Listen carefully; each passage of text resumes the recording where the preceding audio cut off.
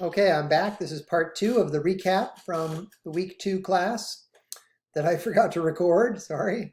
So in this second part, I'm just going to look at the slideshow and walk you through it. The slideshow is available for download as a PowerPoint in the week 2 content menu.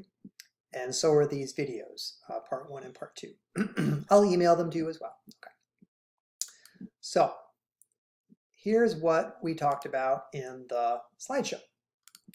And I'm going to make it big. There we go.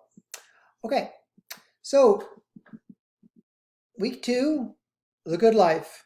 This is sort of part 1. We're going to talk about the good life again next week. But our focus this week was on hedonism, which is a view about human well-being, or what makes life worth living. We can also use the word flourishing here. What does a flourishing life look like? What does it mean for a human being to flourish or to thrive? Human thriving, human flourishing, human well-being. All of these questions are addressed by hedonism. And ultimately, what is it that makes life worth living? Hedonism is a view about that. So the first thing that the hedonist has to do, or any one who's trying to give an account of the ultimate good in human life, is make a distinction. And I talked about the importance of distinctions, not just here, but in general. When you're trying to explain yourself, it's really important to draw distinctions and then use examples to illustrate the difference in the distinction that you're making. A distinction draws a difference, an important difference, and then the example illustrates that difference. So here's the first distinction between generic types of goods or values. If we say something's good, we mean it's desirable in some way. And we mean that it has some value, right? So to call something instrumentally good is to say that it has instrumental value, and vice versa. An instrumental good is something that, something has instrumental value, or something is instrumentally good, just in case we desire it as a means to some end, or for the sake of something else that we consider good. And here the word instrument is, I hope, helpful, like a tool, something that's useful for getting something else. So if we call something instrumentally good, we're saying that we desire it as a means to some end. It's useful for getting something else that we want. Here's another distinction contained within a distinction, the difference between a means and an end. So I gave the example of, I get up in the morning, I set some goals for myself. Maybe one of the goals for myself was to drink some milk. Then that's my end, drinking milk. Now I have to choose the best means to that end. Well, I could go to the market. I could shop online. I could go buy a cow and milk the cow. Those are all different ways of achieving the end of drinking milk, different means to that end. And so going to the market then has instrumental value for me. It's good to go to the market, useful. It's useful as a way of getting and drinking the milk. Where the reason I want to go to the market is so I can get and drink the milk. Okay, so that's sort of means and reasoning. But notice once we start talking about instrumental goods, we're talking about what something is good for. Well, what it's good for is aiming at the intrinsic good. Something is intrinsically good or has intrinsic value, just in case we desire it for its own sake or as an end in itself. So presumably drinking milk is not the be-all, end-all. I desire going to the market because I desire drinking milk. But drinking milk is not something I desire for its own sake, typically. Maybe I do, but usually I desire drinking milk for some other reason. I don't know, for good health or to improve my bones. Anyway, you see the point. Every time we say we desire something, we can ask, well, what do we desire it for? If that points in the direction of another good, then we're thinking of that first thing as a means to an end, or something that has merely instrumental value. Okay, let's look at some examples, and we can treat an activity like running in this example. We can think of it as having instrumental value. We can also think of it as having intrinsic value. But let's start with the example of instrumental value. And suppose like me, you get up in the morning and you go running, and that's something that you do, and you want to. You wake up in the morning, you want to go running. Well, that expresses a desire, and I'm in expressing a desire, I am expressing the view that running is good in some way, and I am valuing running in some way. So I value physical exercise. Well, someone could ask, and here, that could be a voice in my head. It could be your friend. Why? What's it good for? Maybe your friend wants to go out and do something else, and you say, no, I'm going to go running. Well, why? What's it good for? And this is a moment. This is about ethical relationships. Right? We owe each other explanations. Ethics, in part, is about this idea that we owe each other explanations, and we owe ourselves explanations too. Like I want to be able to explain to myself, why I'm doing what I'm doing, but also I want to be able to explain it to other people. So here's an answer. I don't know why. What's running good for? It helps me sleep better at night. That's an answer I would give. Actually, it does help me sleep better at night. So I value running and other forms of physical exercise as a means to better sleep. Okay, but here then I'm treating running as having instrumental value. I don't value it for its own sake, but as an instrument for getting something else that I want, namely a good night's sleep.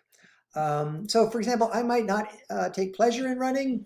It might be painful. I might not really enjoy it, but I do it not for its own sake, but for the sake of something else, sleeping well. Okay. Now, notice once I give that answer, I can ask the question, or someone else can ask the question, well, why do you want a good night's sleep? What's that good for? And then then once again, we're thinking in terms of means and ends. Is sleeping an end or a means? Does it have intrinsic or instrumental value? Do I desire sleep for its own sake or just as a means to something else that I want? Okay. So anyway, we can also, though, think of running as having intrinsic value, right? We can imagine a different case. So let's say I want to go running. I value exercise. You say, why? What's it good for? Well, here I could give a different answer. Like, I love running itself. It makes my life better. Right? I do it for its own sake, not as a means to some other end. So I can treat running as an end in itself. Or I can treat it as something that has intrinsic value for me. Something I do for its own sake. And so if that's my answer, now the kind of natural response is, okay, well, what makes running so good? Like, how does it make your life better all by itself, right? What makes running worth pursuing for its own sake? And notice, if I can't really answer that question, then I haven't really explained the intrinsic value of running to myself or to someone else. And that's something that we kind of want to be able to explain why we value things. And if we can't really, then it suggests that running has merely instrumental value. It's something that I do for the sake of something else. Unless I can explain how it all by itself kind of contributes to having a better life, or how it in some way contributes to having a better life. Okay, so that sort of leads us in this direction. Like, what we're seeking is the ultimate or the highest good, that for the sake of which we do everything else. And so the most common answer to this kind of question, well, why run? Like, okay, you enjoy it, but why do that, right? Well, it contributes in some important way to happiness, right? Where happiness is supposed to be what makes one's life better all by itself. Being happy makes life worth living. And so the thought is that running and other things that we do, right, they contribute in some important way to happiness. So here we're thinking of running as a kind of a happy way of being in the world. But then notice running, while we're kind of giving it intrinsic value, it's not the ultimate good. Happiness is playing the role of the ultimate good. And also notice that running is not necessary for happiness. Okay, I'm not saying that. When I say that I run for its own sake, I'm not saying it's necessary for my happiness, right? We can be happy without running. It's also not sufficient for happiness, right? So there are many people who don't run, right? So that's the point about necessity, okay? But the point about sufficiency is that even for people like me who do run, running is not, ultimately, I wouldn't say that running all by itself makes for a happy life. It's not enough. It's not sufficient. The activity of running may become part of what it means for me to live a happy life, but it's not enough. It's not sufficient for happiness, okay? Happiness is sufficient for, that all by itself makes life worth living. That's the sort of thing about happiness, at least. This is the hedonist idea. So what is the ultimate or highest good? Right? In this view, which we'll call hedonism, happiness, right? The value of running or anything else that is genuinely desirable can be explained in one of two ways: as a means to happiness, an instrument to achieving happiness, or as itself a part or a form of happiness. Maybe for me, running is a part of what it means to be happy.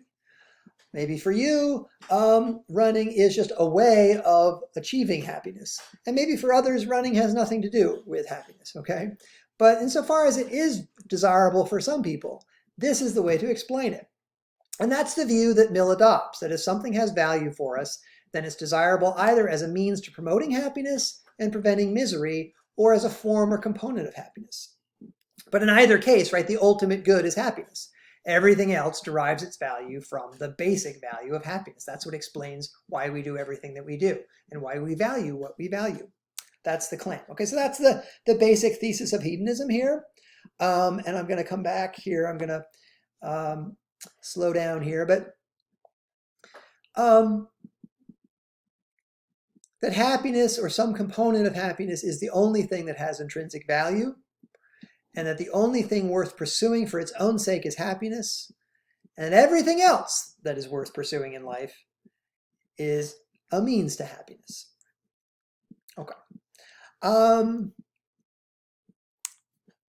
Well, we can refine this thesis, and both Mill and Epicurus do so. I showed you some passages from Mill and Epicurus where Epicurus defines happiness as pleasure in the absence of pain. And Mill does the same thing in Hedonism in the reading for this week. Many years apart, but Mill saw himself as a kind of latter-day Epicurean. So this is a kind of refining of the thesis. So if we define happiness as pleasure in the absence of pain, then hedonism is the view that well-being consists in a life full of pleasure and free of pain, or on balance, more pleasure than pain. Pleasure and freedom from pain are the only things worth desiring for their own sake. Pleasure and freedom from pain are the only things that make our lives better, objectively. Like the only thing that really objectively makes our life better is pleasure or freedom from pain. And that pain is the only thing that really makes our lives worse, objectively.